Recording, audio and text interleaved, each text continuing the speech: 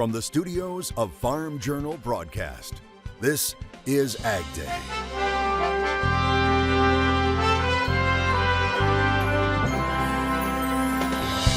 Harvest time means something different in cattle country. I love genetics. I love seeing the next generation of genetics. We head to one western ranch just starting its fall drive. U.S. farmers harvest a big crop, but they're not alone. And that's been putting some pressure on U.S. prices. As dry weather pushes harvest up.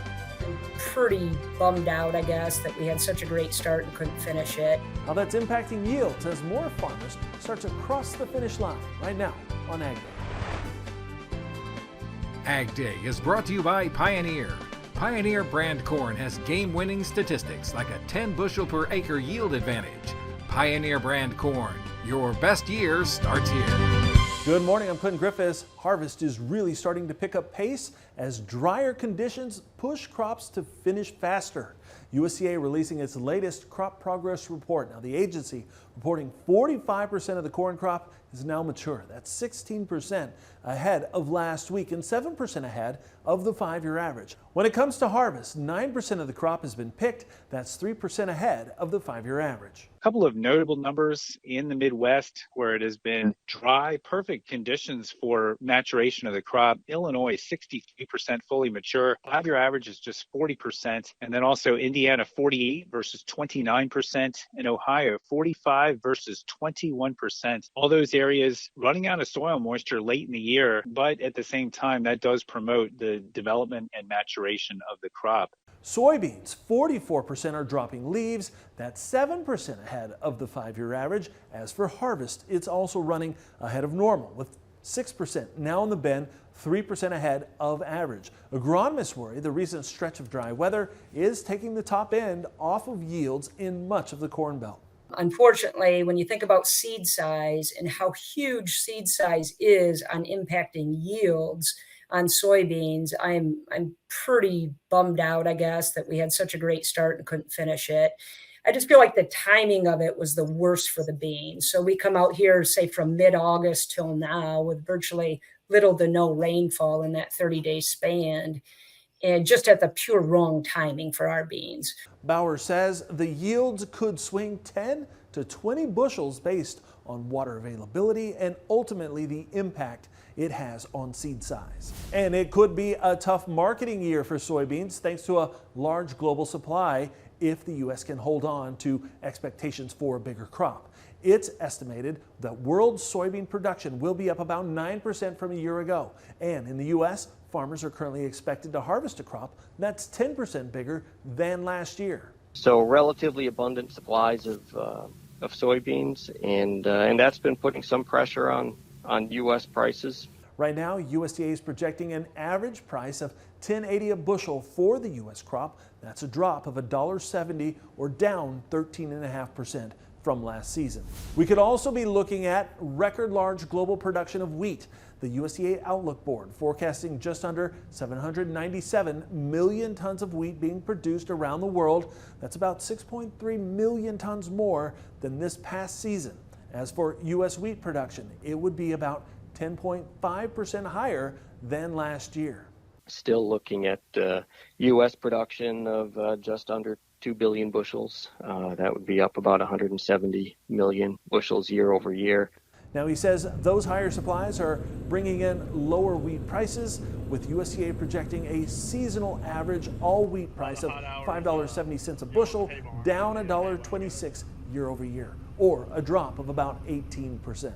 Something that could impact crop production in one part of the world. Portions of Central Europe have been hit hard by flooding. This includes the Czech Republic, Romania, and Poland. Extreme rainfall has caused river levels to rise, banks to burst, and extensive damage to infrastructure, with tens of thousands of residents having to be evacuated. Now in Romania, for now, the rains have stopped and the cleanup and salvage operations have begun, but flood warnings remain in effect in some areas.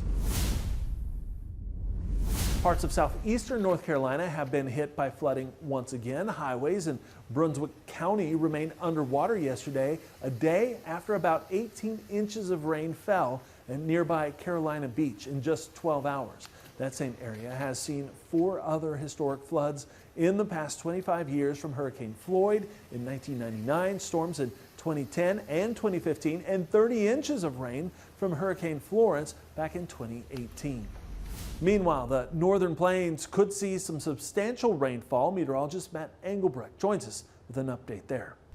There's a look at the precipitation forecast over the next 24 hours. And as we were just discussing, northern plains could be looking at some rainfall. I won't say substantial rainfall, but enough to kind of kick in and cut away at some of the drought conditions back up into the Dakotas, but also Wisconsin, as well as into Minnesota. Notice that we have the rain back out here to the plains and also some tropical moisture on the East Coast. Everything goes around this ridge of high pressure rather than coming through. A little bit more substantial push of some energy encompassing a large portion of the United States towards the tail end of the weekend and next week. That's where we start to bring more of the reds and the yellows back here in across the plains, Missouri, Illinois, and eventually into Indiana, Michigan, and Ohio. There's still going to be some a sliver or two of the United States that continues to bake underneath these dry and hot conditions. So again, this is precipitation forecast. Obviously, the tropical moisture continuing to see 2, 3, 4+ inches of rainfall in some areas on the East Coast. And it's a busy season for all crop growers right now. Katie in eastern Iowa sharing this picture. She says those two think they're pumpkin growers now. Big smiles and some pretty big pumpkins there as well. Those two. Nice little pumpkins as well. We'll talk more about your forecast coming up. The EPA is investigating a carbon dioxide leak at ADM's carbon capture project in Illinois. Now, the EPA is saying it found the company's carbon capture project violated drinking water safety rules and its permit for underground carbon dioxide injection in Decatur, Illinois. A July inspection revealing CO2 had migrated into unauthorized zones, and it says ADM failed to follow emergency response protocols. Now, ADM takes CO2 produced at its facilities, compresses it into a liquid, and then injects it underground, creating carbon sequestration. ADM has said there was corrosion on one of its deep monitoring wells, which caused the carbon dioxide to escape. Now, it says it has since been plugged. It was a strong day for livestock markets, including cattle. We'll talk about what's pushing those prices higher next in Markets Now. And later, a smaller calf crop is part of the reason for those strong prices. We'll travel to Idaho to meet a ranch family hustling to care for a run of new baby calves. Our newest series, Fall Drive, today in the country.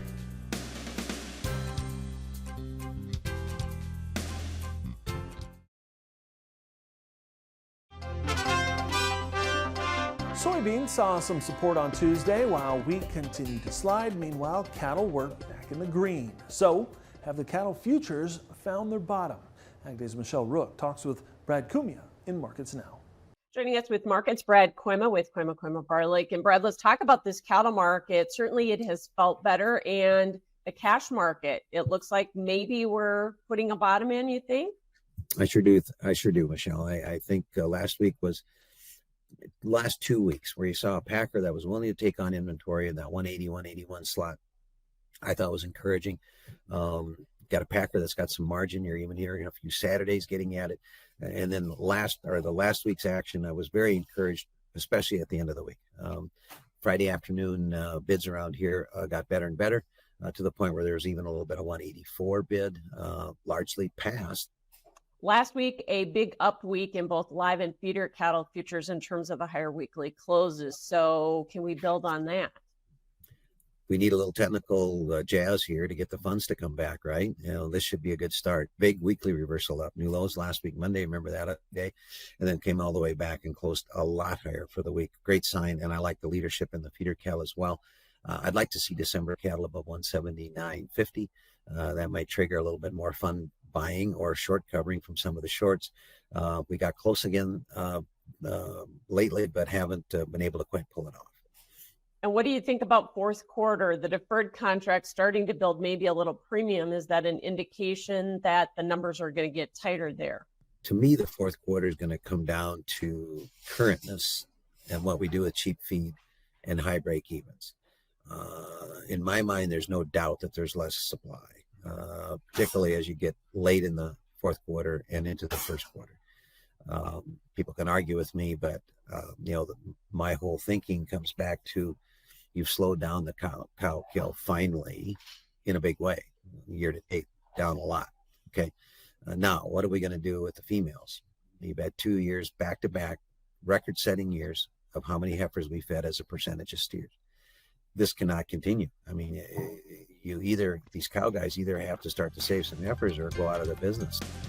Thanks so much, Brad Quimma with Quimma Bar Lake. We'll have more AgDay coming up.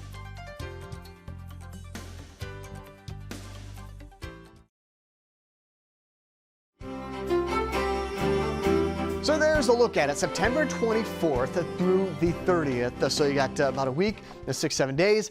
And once again, the forecast dominated by above average temperatures. And I chose the kind of the short time span, the 24th through the 30th, because again, we're looking for a cold front, a fall cold front to bring temperatures down to a large portion of the United States. But that ridge of high pressure will continue to set up and keep any kind of that cooler air moving through. We try to get some cooler air. You can kind of see the shape of it back into parts of the Dakotas and down here into Nebraska, Missouri, from the northwest down to the southeast. But with this ridge of high pressure right over the United States or over Michigan and parts of Ohio and Pennsylvania, they'll continue to bake above normal temperatures for those locations. Nearly 80% plus the United States is going to be looking at hot conditions. And the hot, dry conditions will continue as well, where that ridge of high pressure sets up and continues to anchor itself.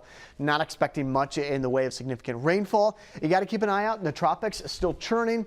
At this time next week, maybe talking about another tropical system in the Gulf of Mexico, but again, still a good ways away from that. Just want to put it in the back of your mind. A lot more green, though, on this map. As that ridge starts to break down and works more to the north and to the northeast, that'll start to open up rain chances and the possibility of a cold front or two trying to come through, a more fall-like cold front. But that's going to be after September 26th when we start to see those chances go up. So here's a look at it. This is Wednesday at 7 o'clock in the morning. You got a tropical system over here towards the east coast and then also back out here to the northwest. That's not tropical in nature, but a similar system in that they both rotate counterclockwise and produce showers and cloud cover. So this is where our rain chances come from in the Dakotas and also into the northern plains. By Thursday at 2 a.m. and that tropical system is still working to the north and to the northeast with that high pressure sandwiched in between the two. There's Friday at 9 a.m. May get some light showers in and across the Midwest, but right now the air is still very dry, so a lot of that will actually rain itself out. Let's start off with Blair, Kansas. Got some morning clouds, otherwise evening sun, high around 87 degrees. Blair, Michigan, high around 86 at 59 degrees for a low temperature. And Blair, Pennsylvania, it's a bit of a project. A Blair Witch project? Showers, high around 72.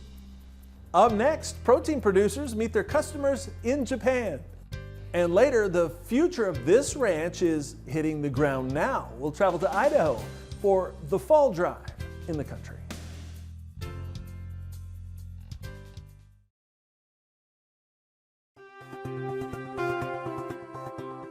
The U.S. Meat Export Federation recently sending a team to Japan, participants getting a first-hand look at how important U.S. beef and pork is to the country. Now, one thing visitors heard a lot about, Japanese consumers' demand for quality, with pork overtaking seafood as the #1 protein eaten in Japan. Everything about this country is about quality. And so I guess I didn't really realize the extent to what quality means to the consumers here in Japan. But it's also very comforting that they view our product as a very high quality, probably the highest quality product around pork, that is, in the world. And so that's very comforting to me, being a pork producer. Now he says he has a message he's bringing home to U.S. producers after visiting Japan. At home, we've almost accepted that we can't be the #1 protein. And I'll be daggone if I'm going to accept that after seeing what I've seen here. And I'm going to go back with a new vengeance as far as the platform around demand, and that it is possible that we can overtake any other protein. We got to remember we're still the #1 protein in the world, and we can be that back at home as well. And Ruth says there are still opportunities to grow the business with Japan by listening to the customer even more. and trying to accommodate them on the needs that they have. What has been the impact of California's Proposition 12 on the pork industry? Farm Journal Washington analyst Jim Wiesmeyer combing through the latest numbers. As we've reported, Prop 12 requires the sale of meat products in the state to conform with California's animal housing standards. But the law applies to both in-state and out-of-state entities selling products into California. Now, one study from Purdue says egg prices have risen by an estimated 25 cents to 73 cents per dozen in California, which translates to an annual loss for consumers of $223 million to $664 million for eggs alone. While another study found no significant price increases. Now, he says it's estimated that pork prices have increased by about 25 cents per pound in the state. That's according to a study by the University of California. While pork producers face significant costs in order to comply with the law, the Washington Policy Center is estimating the total cost at $3.5 million needed to retrofit pens on an average farm. The Biden administration has expressed concerns about potential chaos in the pork industry due to the law. Wiesmeyer says the law has sparked discussions about potential federal grants to help producers comply with the new standards. The arrival of fall means harvest for farmers. But for America's cattlemen and women, it marks the beginning of the fall drive as cattle get sorted and settled ahead of winter. That story in the country next.